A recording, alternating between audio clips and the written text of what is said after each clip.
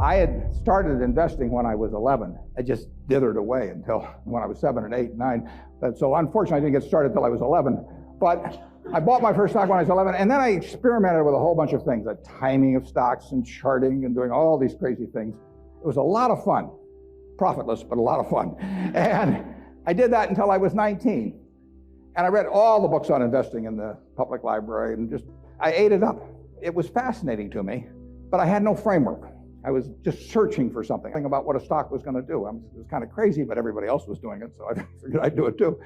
Sometimes you turn the chart upside down, it still wouldn't help. Then in 1949, I read The Intelligent Investor by Ben Graham. I'd never heard of him up till then. And there are really only 2 chapters in that book that are the key to it. But they set my philosophical framework for investing in 3 ways. They're so basic and so simple, it's hard to understand how they could be that important, but the 10 Commandments are simple. The first is that a stock is part of a business. I mean, you can't think of a stock as something different. You value a business, and then you divide by the shares outstanding. But what you have to think about is what kind of a business are you getting into, what are its economic characteristics, who are its competitors, what's its management like, all of these things that relate to a business instead of a little ticker symbol. I used to know when I was 11 or 12 the ticker symbols of every company virtually on the New York Stock Exchange. I could mark the boards at Harris Upham, but I didn't know anything. I mean, I knew that X was U.S. Steel and T was AT&T and so on, but I didn't know anything. I didn't know what was behind them. So I had to start looking at these little symbols or these little names in the paper as businesses and decide, how do you value a business? What counts? The second thing in the book is that Graham gives you a marvelous set point in terms of how the investor should react to stock market fluctuations. He talks about his mythical Mr. Market in chapter 8. And there's been no better thing written in terms of the investor's attitude toward stock prices. Most people react the wrong way to stock prices. I mean, they feel good when their stocks go up, they feel bad when they go down. They think the stock market is there to instruct them. And Mr. Market is this partner you have in investing. He's a remarkably obliging partner. This guy comes around every day and he tells you what he'll pay you for your interest in the business or what he'll sell you more at the same price. Nobody ever does that in private business. If you and I owned a gas station together, and I said, every day I want you to come in and offer me your half interest in the station, and I can either buy your half or sell you my half at the same price, and you have to come in every day and do it, you'd be at a terrible disadvantage.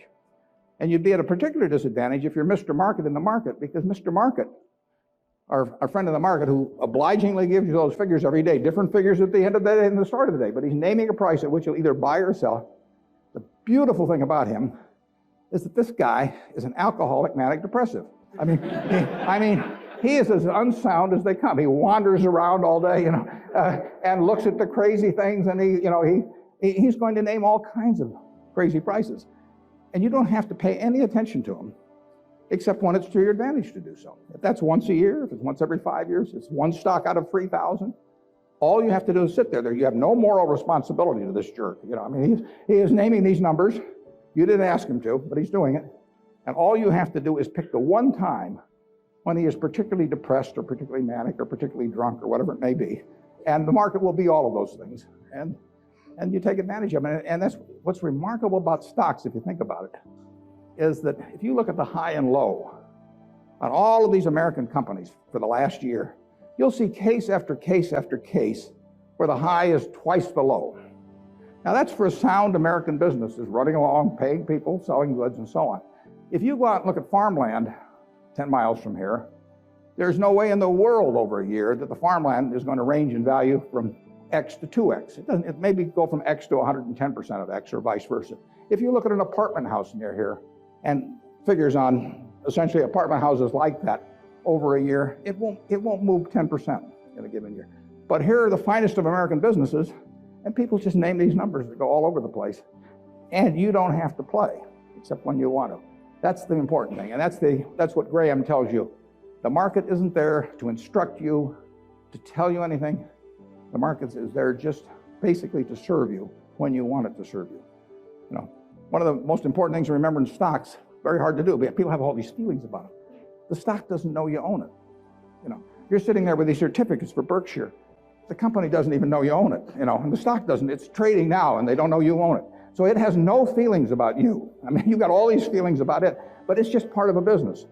If Berkshire is worth 75,000 times 1.5 million shares, roughly 110 billion or something like that, it's a good investment. If it isn't, it's a lousy investment, and you have to value the business. And Graham, it's amazing, but people don't do that in Wall Street. You hear price targets or that kind of thing, but you'd see no one write a paper that says, here is the nature of this business over the next 20 years. What should that business sell for? Forget about what it's selling for. In fact, one of the things I always like to do when I'm looking at investments is I like to look at them without knowing the price. Because if you see the price, it automatically has some influence on you. If you just sit down with the reports, if I get an idea about looking up a company and I get the 10Ks and so on, I would rather not know the price because I'd rather value it without knowing the price. Buffett's wisdom shines through. Ditch the ticker symbols and dive into the real business behind the stock. Don't be Mr. Market's puppet. Wait for him to offer bargains you can't refuse. And remember, a strong moat around your investments is worth more than any fancy financial trick. When I used to handicap horses when I was a kid, one of the things I would do is I'd get the racing form ahead of time.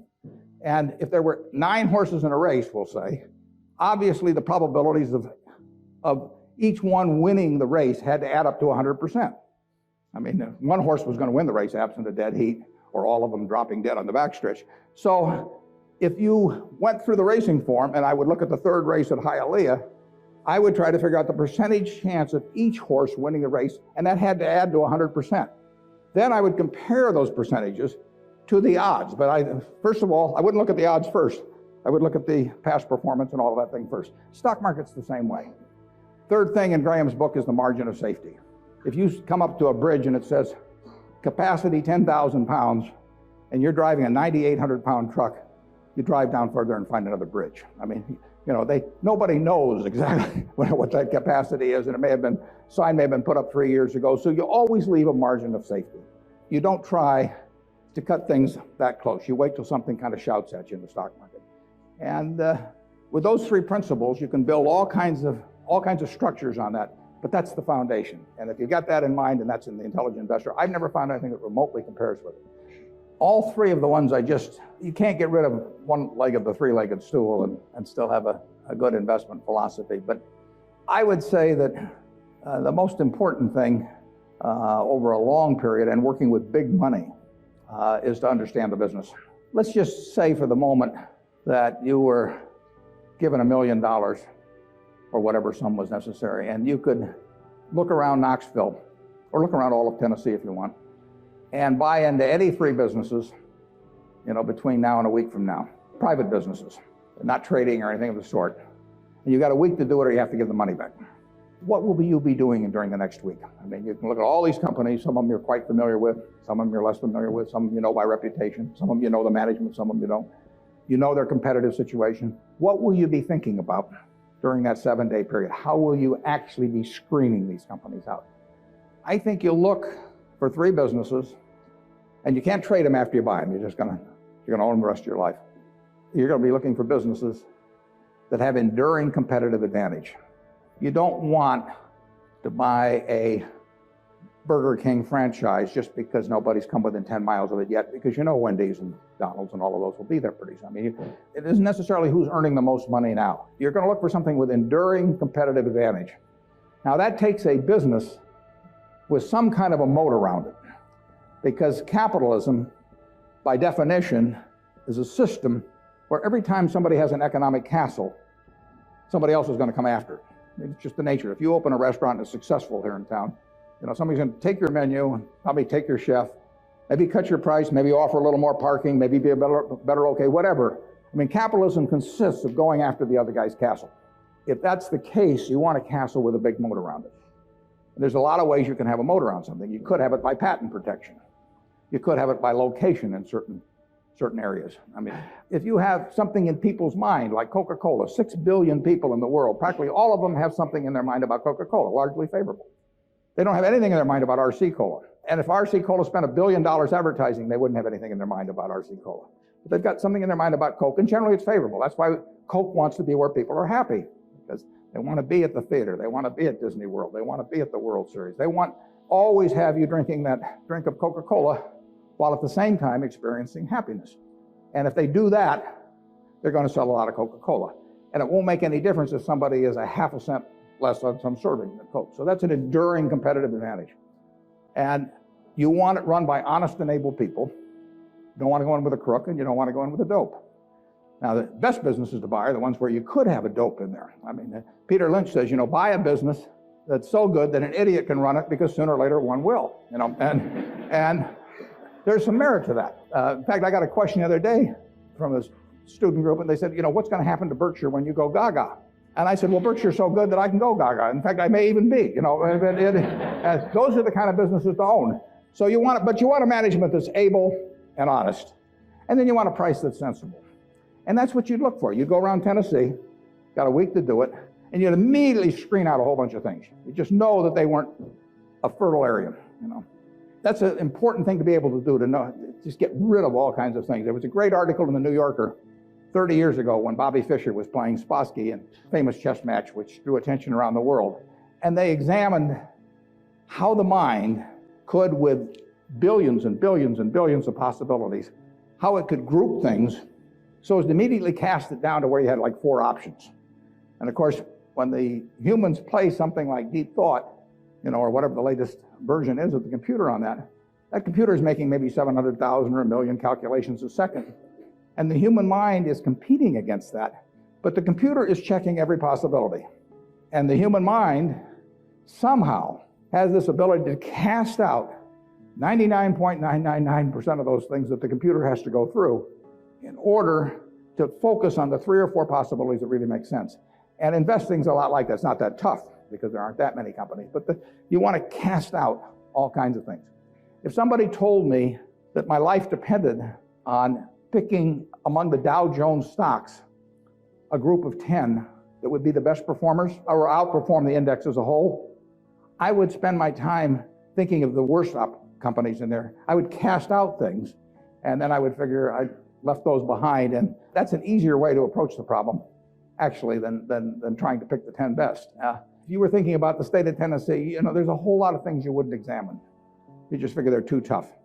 You might decide, car dealerships were too tough. It's always going to be competitive. Who knows whether Ford or General Motors are going to be selling more cars 5 years from now, or whether there's going to be tariffs on foreign cars, or who knows. So you just say, I'll give up on car dealers. I'll think about something else. And that approach that you use there is the same approach you really want to bring to the stock market. You've got 3,000 companies tonight you can look at on the New York Stock Exchange. There's a valuation on every one of them. It'll change tomorrow. You don't have to play. Once a year, if you have 5 good ideas in your lifetime, you get very rich. I tell students sometimes they'd be better off if they had a punch card when they got out of school with only 20 punches on it. Because then, instead of listening to somebody at a cocktail party and then going out the next morning and buying some shares, they'd really think about every punch. That's all the punches you get. 20 punches is plenty. You just have to make sure that you don't do any of them for frivolous reasons. We never want to buy anything small at Berkshire. It just doesn't make any difference. We want to think about things that can move the needle. And that gets tougher as the capital gets greater. But that's the way to focus on investments. In the end, remember, investing isn't a sprint, it's a marathon. Embrace the long game, let time be your ally, and watch your well-chosen investments steadily climb like a wise old tortoise, leaving the impatient hares of the market far behind. So, channel your inner Buffett, find those hidden gems, and enjoy the sweet rewards of patient, value-driven investing. The journey may be slow, but the destination, financial freedom, is oh so worth it.